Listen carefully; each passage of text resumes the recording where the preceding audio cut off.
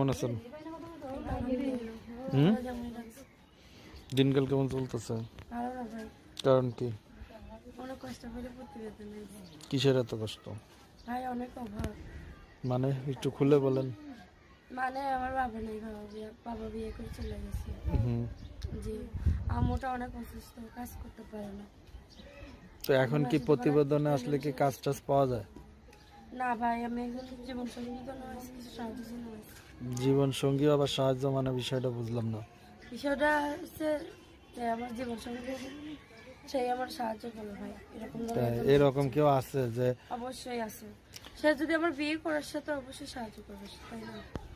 তো আমি তো এখন সবার কাছে চাই না।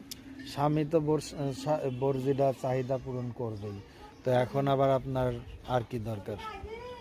আর কিছু দরকার নেই ভাই, আমি একজন জীবন সঙ্গী চাই যে আমার কষ্ট দুঃখ বুঝে আমার দায়িত্ব নিয়ে বিয়ে সাথে করবে, পাশে থাকবে। আর কি চাই ভাই? আমি চাই যে সে যেন আমার পর্দা করে, পাশে তো নামাজ পড়ায়, কোনো খারাপ উদ্দেশ্যে না ফোন দেয়। তো এখন সে কি আপনার নামাজ পড়ায় দেবে এমনটা?